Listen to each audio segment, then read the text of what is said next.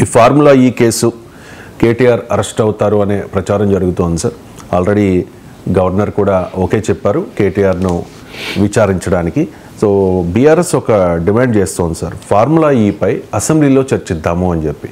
So ఈ కేసుకు సంబంధించి కోర్టులో విచారణ జరగాలా లేకపోతే అసెంబ్లీలో విచారణ జరగాలి? కోర్టులో ఈ రెండింటి మీద బైనరీ ఏం లేదు.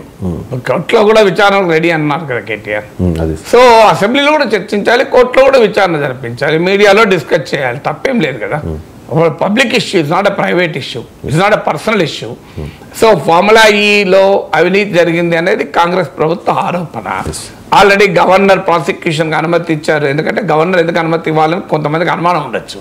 మరి ఒక అవినీతి ఆరోపణమైన గవర్నర్ ప్రచార అనుమతి ఇవ్వాలా అంటే ఒక ప్రభుత్వంలో ఉన్న సమయంలో ఆ ప్రభుత్వంలో భాగంగా తీసుకున్న విధానపరమైన నిర్ణయాలపైన విచారణ జరిపించాలంటే ఆ వ్యక్తిని నియమించి తొలగించే అధికారం ఉన్న వ్యక్తి అనుమతి కావాలి.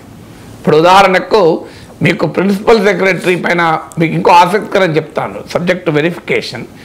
మంత్రిని విచారణ జరిపించాలంటే గవర్నర్ అనుమతి కావాలి. బహుశా ప్రిన్సిపల్ సెక్రటరీని విచారణ జరిపించాలంటే ప్రెసిడెంట్ ఆఫ్ ఇండియా అనుమతి కావాలేమో, ఎందుకంటే ఆయన నియమించేది ప్రెసిడెంట్ ఆఫ్ ఇండియా. సో అందువల్ల ఇలా ఉంటుంది. అంటే ఆ నియమించేటువంటి తొలగించే అధికారం ఉన్న వ్యక్తి ఎవరు? కేటీఆర్ మంత్రిగా ఉన్నప్పుడు ఈ నిర్ణయం తీసుకున్నాడు కదా. అప్పుడు నియమించే వ్యక్తి తొలగించే వ్యక్తి గవర్నర్ కనుక గవర్నర్ అనుమతి కావాలి అని అంటారు. ద రూల్ అది. ఇప్పుడు నేను ఉస్మాన్ సిటీ ఒక హెడ్ ఆఫ్ ది డిపార్ట్మెంట్గా తప్పు చేశాను అనుకోండి, నా పైన విచారణకు రిజిస్ట్రార్ ఆదేశిస్తాడు. ఎందుకు?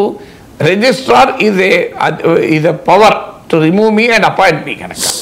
అయితే క్రిమినల్ కేసుల్లో బయట నువ్వు అల్లరి చేసి ఏదైనా క్రిమినల్ పని చేస్తే పోలీసులు కూడా విచారణ చెప్తారు. ఇక్కడ కేసు వ్యక్తిగతమైన నేరాల గురించి కాదు కదా, నేరారోపణ కాదు, మంత్రిగా తీసుకున్న నిర్ణయం పైన ఆరోపణ కనుక గవర్నర్ అనుమతి ఇచ్చారు. అందువల్ల విచారణ జరుగుతుంది. విచారణ ప్రక్రియ విచారణకు కాంగ్రెస్ పార్టీ ప్రభుత్వం ఆదేశిస్తుంది. కేటీఆర్ కూడా సిద్ధంగా ఉన్నాడు. ఇక అసెంబ్లీలో చర్చ కూడా జరపాలి. విచారణ సబ్జుడిషియల్ అని చెప్పి అసెంబ్లీలో చర్చ జరగకుండా ఉండదు కదా, అది పొలిటికల్ పాలసీ డిబేటు. ఇదేమో ఇన్వెస్టిగేషను. ఇందులో ఏదైనా అవినీతి జరిగిందా అని రెండూ అవసరమే, ఒకదానికొకటి పోటీ కాదు కదా.